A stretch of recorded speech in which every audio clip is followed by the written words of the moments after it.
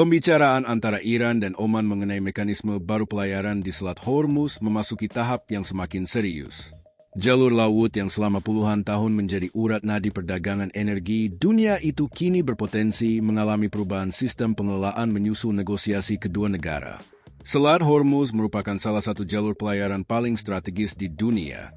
Sekitar 20% pasokan minyak global dan berbagai komoditas penting melintasi perairan sempit yang berada di antara Iran dan Oman tersebut.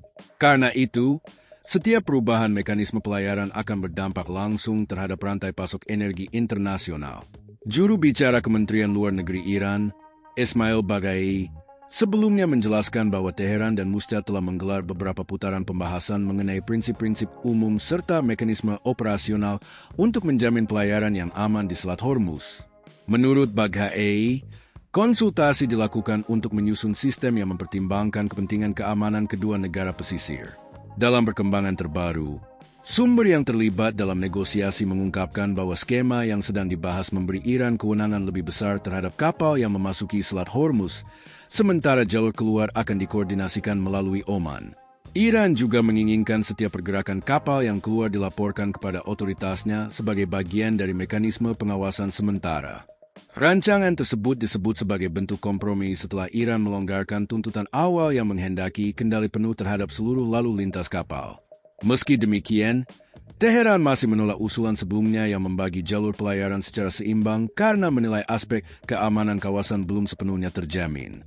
Sementara itu, Oman tetap memainkan peran sebagai mediator utama.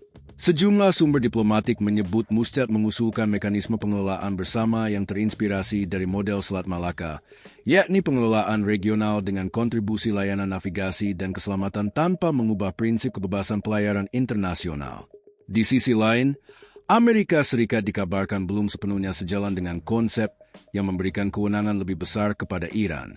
Washington menegaskan bahwa Selat Hormuz harus tetap menjadi jalur pelayaran internasional yang terbuka dan tidak boleh berada di bawah kendali sepihak negara manapun.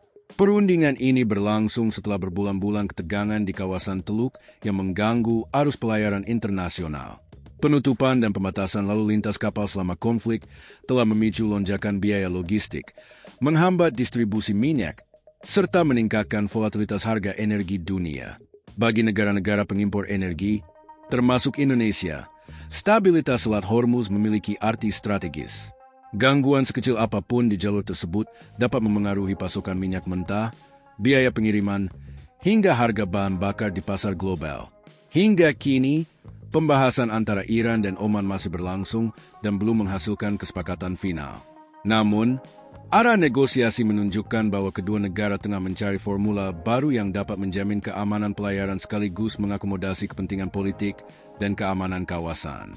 Keputusan akhir nantinya diperkirakan akan menjadi salah satu penentu baru bagi stabilitas perdagangan energi dunia.